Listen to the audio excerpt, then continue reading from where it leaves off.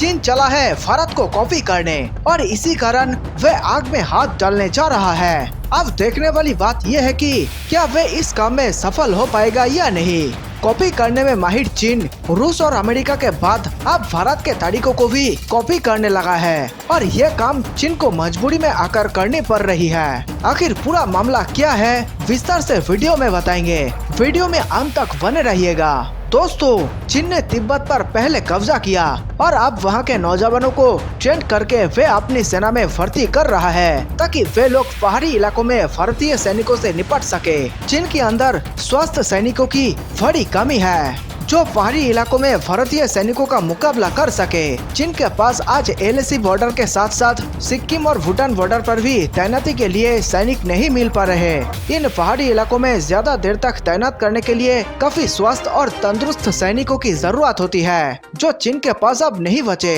लगातार video game खेलने और अश्लील फिल्में देखकर अपने शरीर को कमजोर करने वाले चीनी सैनिक अब किसी काम के लायक नहीं बच पाए हैं। बवासीर, भगंदर, हाई ब्लड प्रेशर, चर्म रोग और पोलियो जैसी बीमारियों ने चीनी सेना को कमजोर कर चुकी है। मिमंग चेतन नाम की एक बटालियन टीम को चीन लगातार ट्रेनिंग दे रहा है ताकि उन्हें हिमालय की ऊपरी इलाकों में तैनाती की जा सके। भारत चीन सीमा के पूर्वी और पश्चिमी छोर पर तैनाती के लिए इन खास सैनिकों को तैयार कर रहा है चीन। मिमंग चेतन नाम की 2 बटालियन टीम को ट्रेनिंग के बाद चीन ने पहले ही तैनात कर दिए हैं, जिन्हें चीन ने चुम्बी वैली, याडुंग जैसे इलाकों के साथ साथ भूटान और सिक्किम के बॉर्डर पर भी तैनात कर दिया है। सिक्किम के पास फाहरी नाम की जगह पर चीन अपने 3री बटालियन टीम को ट्रेनिंग दे रहा है, जिन्हें जल्द ही भारत सीमा बॉर्डर पर तैनात कर दिया है। मिली जानकारी के अनुसार चीन इन बटालियनों को पूर्वी लद्दाख में पेंगोंग झील के आसपास भी तैनात शुरू कर दी है। इस प्रकार के नए और ट्रेंड सैनिकों को चीन हाई एल्टीट्यूड में वॉरफेयर के लिए इस्तेमाल करेगा, साथ ही वे इनका इस्तेमाल सर्विलेंस के लिए भी करेगा।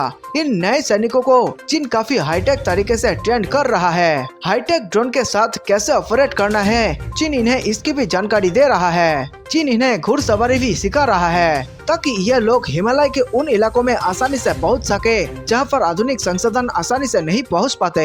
लेकिन इससे घबराने की बात नहीं है दोस्तों, क्योंकि भारत के पास पहले से ही तिब्बत ओरिजिन के स्पेशल फ्रंटियर फोर्स तैनात है, जिनके पास एक्सपीरियंस काफी ज्यादा है। और भारत के इन्हीं जवान सैनिकों ने दक्षिणी पेंगोंग झील में चीनी सैनिकों को खदेड़ कर भारत दिलाई, जिसके बाद वहाँ के काफी इलाकों को एक बार फिर से भारत में शामिल कर लिया गया है। अब यहाँ देखने वाली बात यह होगा कि जिस तिब्बत पर चीन ने कब्जा किया, क्या वहाँ के लोग चीन के साथ वफादारी निभा पाएंगे या फिर वे लोग भारत के समर्थन में ही सीमा पर कुछ बड़ा कदम उठा लेंगे।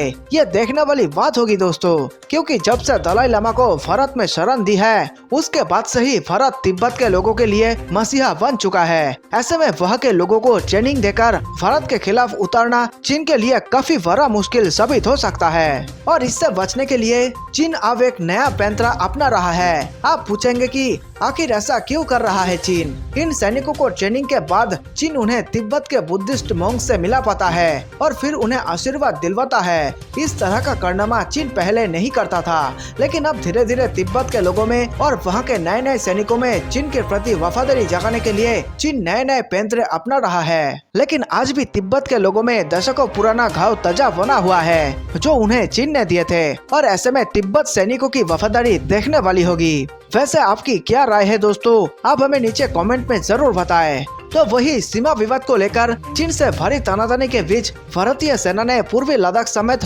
विभिन्न सीमाओं पर तैनात 40 साल पुराने लड़ाकू वाहनों को बदलने का फैसला किया है। इसके लिए प्रक्रिया शुरू की गई है, लेकिन इन्हें बदलते बदलते भी अभी 2-3 साल और लग जाएंगे।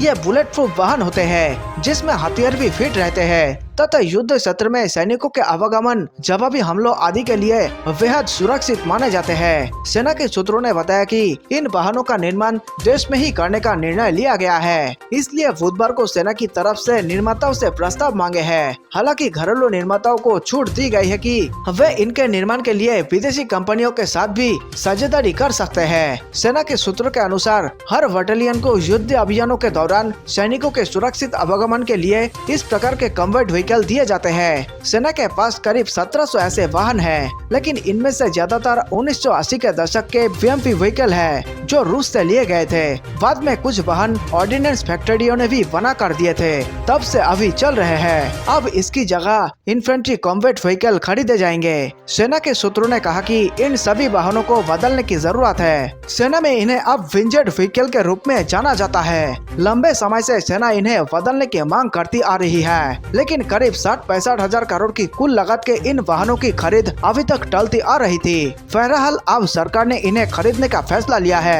तथा घरेलू निर्माताओं से प्रस्ताव मांगे हैं। सूत्रों के अनुसार आपूर्तिकर्ताओं को कॉन्ट्रैक्ट साइन होने के बाद प्रति वर्ष 75 से 100 वाहनों की आपूर्ति करनी होगी। इसमें से 55% वाहन गन के साथ होंगे तथा बाकी अन्य विशेषताओं वाले होंगे। निर्माताओं से 1 सप्ताह के भीतर प्रस्ताव मांगे गए हैं। यह वाहन 0 से 20 से 30 डिग्री नीचे और 45 डिग्री से भी अधिक तापमान में कार्य करने में सक्षम होते हैं। इन्हें नदी नालों, जंगलों, रेल आदि कहीं भी 10 किमी प्रति घंटे की रफ्तार से चलाया जा सकता है। ये न सिर्फ बुलेट प्रूफ होते हैं, बल्कि भारी गोला बारूद के हमले का भी इन पर कोई असर नहीं होता है। अलग अलग रिपोर्ट में हमेशा खुलासा होते रहता है कि चीनी सेना को बुरी आदतों का लत लग चुका है। उन्हें रात में दिखाई नहीं देता। ज्यादातर समय चीन के सैनिक सोए रहते हैं। चलते चलते अचानक गिर जाने की बीमारी चीनी सैनिकों में काफी पुरानी है। उनकी याददाश्त कमजोर हो चुकी है। उन्हें सीमा रेखा के बारे में कोई अता पता नहीं रहता, जिसका पूरा फायदा भारतीय सैनिकों को मिलता है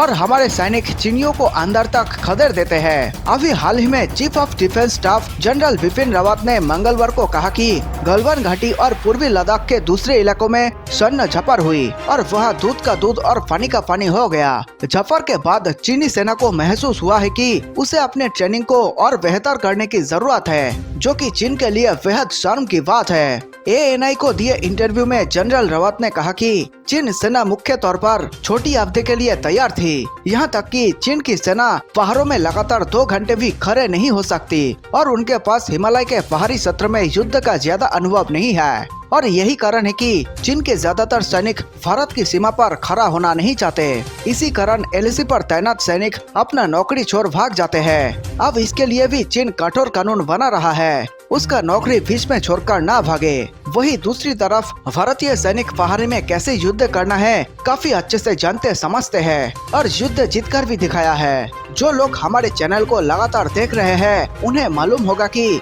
हमने हाल ही में बताया था चीनी सेना में 90% से भी ज्यादा सैनिक गंभीर बीमारी से ग्रसित हो चुके हैं, जो कोरोना से भी कई गुना ज्यादा खतरनाक है। इसी कारण चीन की सेना में आज सैनिकों की बड़ी कमी है। चीन इससे काफी परेशान है और वे बार बार अपने सैनिकों को नोटिस जारी करता है।